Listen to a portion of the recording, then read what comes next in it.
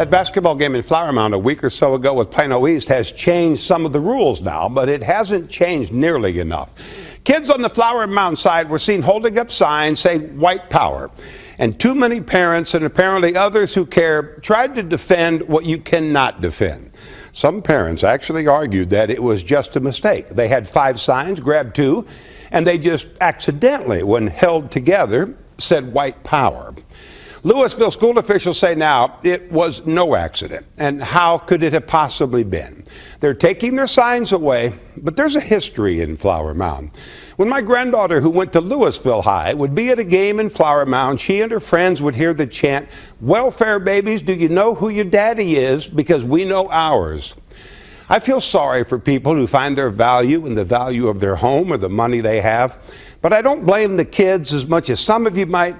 Maybe because I used to be one of those kids. I was raised in a small Iowa farm town that had only one black family in the county and raised by a man who used the N-word like it was a proper noun. I think I was 12 before I realized that the N-word actually wasn't the first name of Willie Mays, Hank Aaron, Elston Howard, and so many more. My dad always referred to the black athlete and any person of color he didn't know that way, but he loved the Matthews family. Henry and Billy Matthews were good people. The whole family was. My dad always said they were different. The one black family he knew were good people.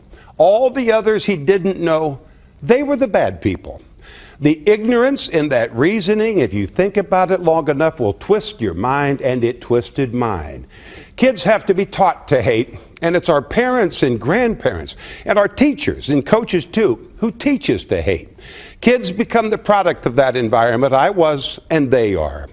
The kids who hold the signs and chant their racist slurs, and it's not all of them, it never is, but their ignorance perpetuates the stereotype of all of us in Texas as a racist, ignorant people.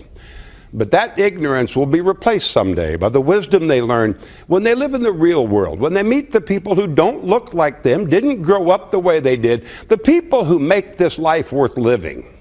They will change. Not all of them, it never is, but they will change. I did a long time ago, they can too. But not if we try to defend what you cannot defend. And not if we stay silent and think taking their signs away is doing enough. The world will not be destroyed by those who do evil, but by those who watch them without doing anything. Albert Einstein. I'll answer the emails tomorrow. You'll likely have a full inbox.